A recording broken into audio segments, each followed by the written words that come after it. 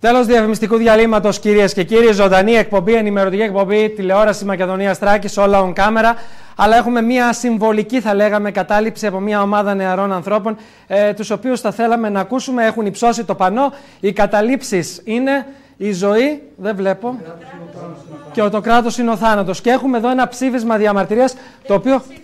Ναι. Είναι παρέμβαση αλληλεγγύης προς τις καταλήψεις και τους αυτοοργανωμένους χώρους. Παρέμβαση αλληλεγγύης προς τις καταλήψεις. Λοιπόν, έλα λίγο.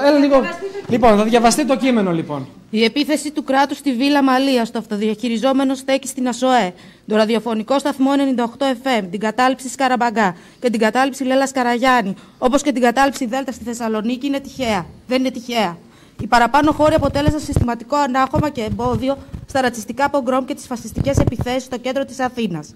Αφού λοιπόν το κράτος ανέθεσε στους παρακρατικούς φασίστες να κάνουν στο κέντρο της Αθήνας τη βρώμικη δουλειά που δεν μπορούσε να κάνει το ίδιο, τώρα για να ανταποδώσει τη χάρη στους φασίστες εξαπολύει την επίθεσή του στο όνομα της νομιμότητας, ενώ γνωρίζει πολύ καλά ότι οι εστίες ανομίας είναι τα υπουργεία, τα βουλευτικά γραφεία, τα αστυνομικά τμήματα, τα δικαστικά μέγαρα, τα στρατόπεδα συγκέντρωσης μεταναστών, τα τηλεοπτικά κανάλια, οι βίλες των αφεντικών και τα σύγχρονα εργατικά κάτεργα που προσφέρουν μισθούς πείνας.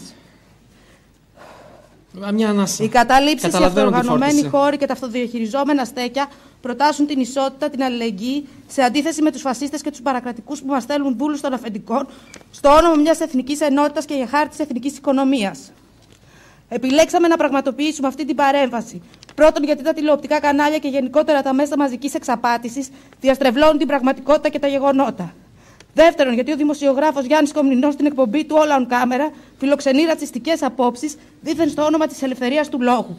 Δίνει βήμα και στηρίζει τους φασίστες της πόλης, τους κατεξοχήν εχθρούς της ελευθερίας. Ο κάθε Κομνηνός αποτελεί πλοκάμενο συστήματος που στοχοποιεί συστηματικά καταλήψεις και αυτοοργανωμένους χώρους, ακριβώς επειδή αυτοί οι χώροι αποτελούν κομμάτι των κοινωνικών αγώνων και εστίες αντίστασης ενάντια στο σάπιο καθεστώς. Ένα καθεστώς που καθημερινά, σε συνεργασία με τα μέσα μαζικής ενημέρωσης και τις φασιστικές παρακρατικές συμμορίες, κάνει ό,τι μπορεί για να πετύχει την υλική και διανοητική μας υποτίμηση ως εργαζομένων. Κράτος, φασίστες και αφεντικά πάντα ανήκαν να υποτάξουν ότι δεν είναι ικανοί να καταλάβουν. Αλληλεγγύη στις καταλήψεις και στους διοκόμενους αγωνιστές. Θέλετε κάτι άλλο? Όλα τα καθάρματα δουλεύουνε μαζί. Παιδιά, θέλετε κάτι?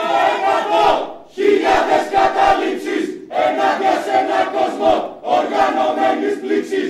10% χιλιάδες καταλήψεις ενάντια σε ένα κόσμο οργανωμένης πλήξης. 10. Θέλετε να συμπληρώσετε κάτι άλλο? Αυτό. Καλή χρονιά.